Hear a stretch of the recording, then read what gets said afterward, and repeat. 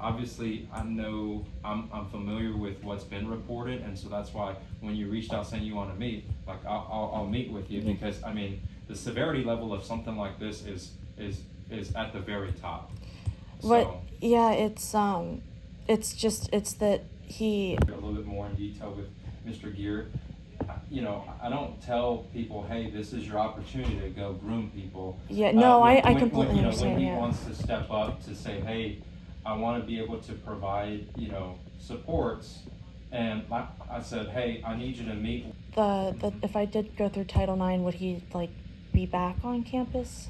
I don't know the logistics of that, but when I would think about it this way, if someone is deemed innocent until proven guilty, well, if they're innocent, then it would be wrong for, I would assume that it would be wrong for an organization to ostracize this person when this investigation is claiming that this person, like, we haven't gone through our process to fully understand the situation. So I don't know if the answer is yes or no to that, but I think it puts us in a done well. It's vastly different. I just want to make it Yeah. clear. It's not that I don't feel valued. It's that I'm scared. I'm just scared of the whole situation. I am really uncomfortable. Okay. I had disclosed to Mr. Perky that I had post-traumatic stress disorder from a sexual assault, and that's why it was that much worse when that happened. And when I talked to HR, they told me he didn't feel that it was severe enough to be Title IX because it wasn't disruptive.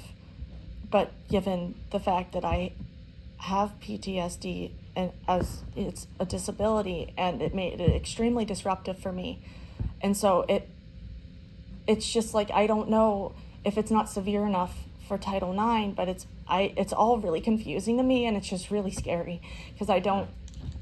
Well, so and again, I'm not trying to lead you in one way or the other. To me, let's say the employee comes back on campus. Is that a good situation for you? No. So ultimately, and again, it like in the now, just thinking practically, is if you were to have future interactions with this person, it's probably not a good situation. Yeah. And so the quick, you know, fix is yes, that you don't have interactions in the workplace moving forward. Now, like, could this person go find, I don't know, but ultimately, like, the fact that there is potential for this person to not return to this campus, I think that helps the situation that the initial complaint was about, which is potential, you know, sexual harassment. Well, when the person's not here, can they sexually harass you moving forward? Absolutely not, right? But if we're going through a formalized process, again, we can go through that process.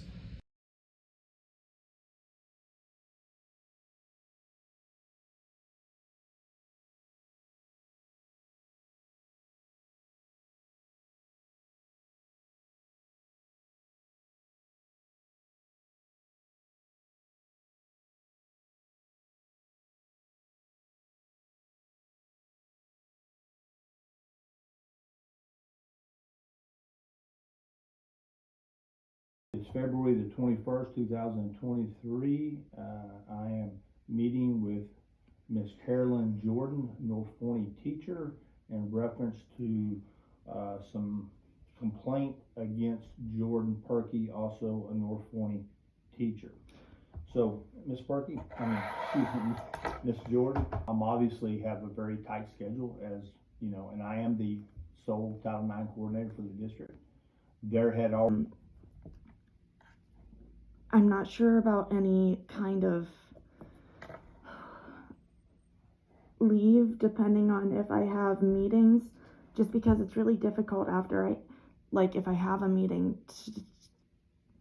to talk about it, to get back on track after that. But I have so much that I have to do that I don't know if I have any time, and it's really just about trying to keep myself together by the end of the day. And it's Well, that, you know, and the other thing, when you start talking, leave's very protected through certain specific requirements, and so you're welcome to reach out. But you're gonna have to have some sort of medical documentation. I can provide I mean, that. there's FMLA, there's possibility of sick leave. I mean, I don't know how many days you still have in your bank. How long have you been teaching? It's my first year teaching. I got COVID and my grandmother died. Oh, So my goodness. I've already burnt through my PTO. Okay. I lost $200 when my grandma died. Well, one thing, then I'm gonna wrap it up pretty quick. What is the outcome, the remedy that you're seeking in this? So I want to be able to provide a written statement. I'd like to feel heard, as I didn't feel heard before. And I'd like to move forward with a Title IX complaint. Which So what's the outcome of the Title IX complaint that you're seeking? due process and ideally some sort of formal record so that he can't go on to another school district and sexually harass people there too. Well, you know, our district doesn't control that. But I know Title IX would have some sort of record if there was a Title IX report against him on a more statewide basis rather than or nationwide. I don't know, but I know that there will be some sort of sanction or something. It's just more of a formal record, because previously you said like if an informal investigation, then like no one else would have to know and you'd go on to be somebody else's problem. But that's what I'm worried about. No, and I think that was taken out of context a little bit. What? About when was the report filed with law enforcement, and what should I know about that moving forward? Was my name given? Or? You won't. Once it goes to that direction, I made an initial report immediately. I will tell you, once I've had knowledge, I didn't wait. I made that report immediately.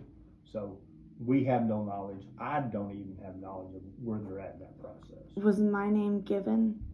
Not at that time, no. Okay. No. Now, there'll be additional information. Could there be? Possibly, yeah. And just Because it just depends on whether or not they believe it to be criminal at this point. I definitely have additional information. I mean, more Good. than what I talked about that I should probably provide to law enforcement if it's You provide it to me. okay. Yeah, you provide that to me. Instead of Because I don't know where they're at in this. You provide that to me,